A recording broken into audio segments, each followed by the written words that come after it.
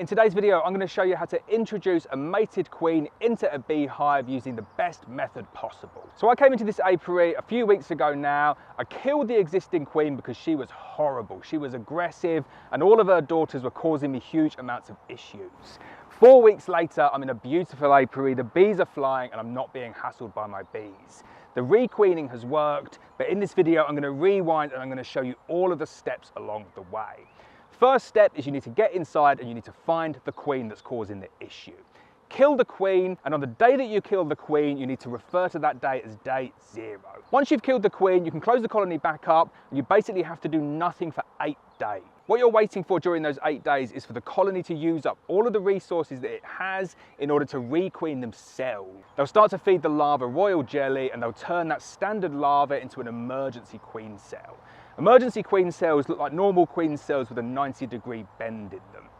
8 days later, so day 8, you go back into your colony and what you need to do is shake off every single frame of bees and find these emergency queen cells. You need to take them down, but you need to make sure that you take down every single one. You cannot miss one or the requeening will fail. Once you've taken down all of those emergency queen cells, the colony is now hopelessly queenless. That means they don't have a queen, they don't have a mated queen, they don't have a virgin queen, but more importantly, they don't have the resources within that hive to prepare and create themselves a new queen without your intervention.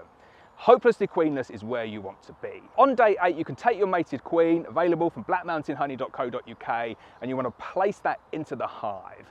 Just place it down in between 2 brood frames, and then you want to leave it for at least 24 hours for the bees to get used to the smell of that new queen. After 24 hours, you want to come back in, pop the fondant tabs, and on the cages that we use, the Melita Queen's cages, there are 2 fondant tabs.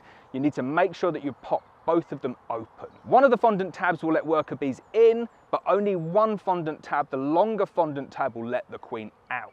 So it's really important that you pop both of those tabs. Once you pop those tabs, you place the queen cage back into the hive and you leave it for at least 7 days. Don't go in and interfere at this point. Don't go in and think you want to open the cage and try and make it easier for the queen.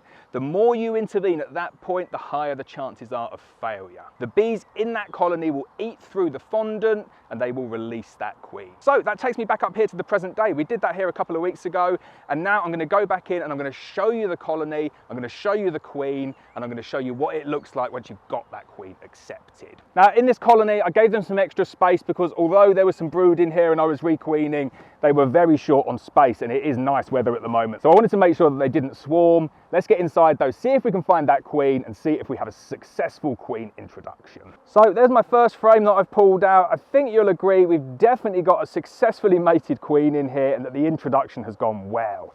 I added a mated queen about 2 weeks ago and I'm just coming back to double check that everything's okay and that she's been released. And I'm coming here to find beautiful frames of capped brood. Excellent first sign. And there we go, see if you can see the queen on that frame, a beautiful F1 Buckfast queen from Black Mountain Honey, marked green for 2024. Let's give you a close-up of her now. So a beautiful frame of brood. This Black Mountain Honey queen has been doing the business. She has laid up 6 frames of brood in that time.